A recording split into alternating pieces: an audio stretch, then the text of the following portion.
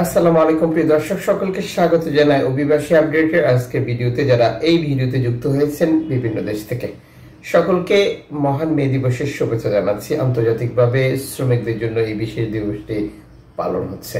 আপনি কোন দেশ থেকে এই ভিডিওতে যুক্ত হয়েছেন এবং আপনি ছুটি পেয়েছেন কিনা কমেন্টস করুন, বুঝতে পারবো। সর্বশেষ তথ্য ইনফরমেশনগুলো দেখতে আমাদের ইউটিউব চ্যানেল এবং ফেসবুক পেজটি ফলো করে রাখতে পারেন। নতুন ভিডিও শেয়ার করলে আপনি নোটিফিকেশন সবার আগে পেয়ে যাবেন।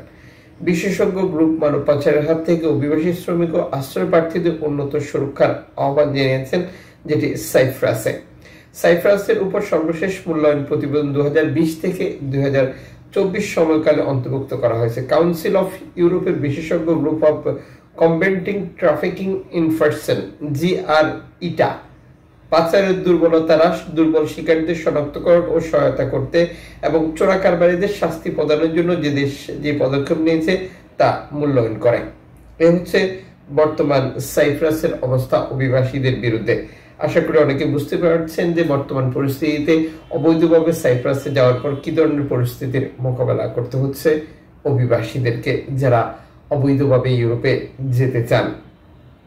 ইউরোপীয় সীমান্ত সুরক্ষা সংস্থা ফ্রন্টেক্স গ্রিক সীমান্তে সম্ভাব্য মানবাধিকার লঙ্ঘন পরীক্ষা করছে, কারণ এপ্রিল মাসের গোড়ার দিকে একটি ঘটনা যেখানে কমপক্ষে 7 জন অভিবাসী ডুবে মৃত্যুবরণ করেছিল।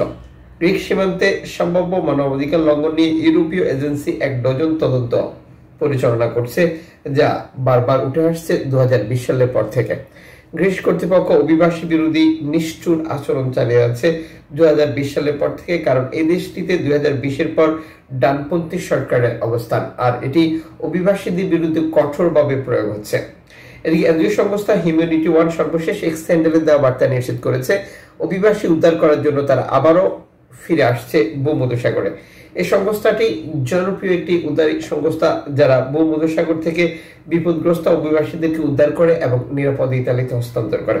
সর্বশেষ তারা লোকেশনটি দেখিয়েছে মাল্টা উপকূলের কাছে অবস্থান করবে, আর এখান থেকে বিপদগ্রস্ত অভিবাসীদেরকে উদ্ধার করবে। এদিকে ধারাবাহিকভাবে অভিবাসী ইতালি প্রবেশ অব্যাহত রয়েছে। ল্যাম্পেদুসা হটস্পট কর্তৃপক্ষ 245 জন শরণার্থী উদ্ধারের তথ্য দিয়ে একটি রিপোর্ট প্রকাশ করেছে, যেখানে বর্তমানে 935 জন অতিথি হটস্পটে অবস্থান করছে, আর 265 জন অভিবাসীকে এরই মধ্যে একটি নিরাপদ স্থানে হস্তান্তর করা হয়েছে হটস্পট থেকে। 124 ও 121 জন বাংলাদেশি, পাকিস্তান, মিশর, ইথিওপিয়া, সুদান, সোমালি, নাইজেরিয়ান সহ বেশ কয়েকটি নৌকার অভিবাসী পৃথকভাবে প্রবেশ করেছে বলে এই প্রতিবেদনে যুক্ত করা হয়।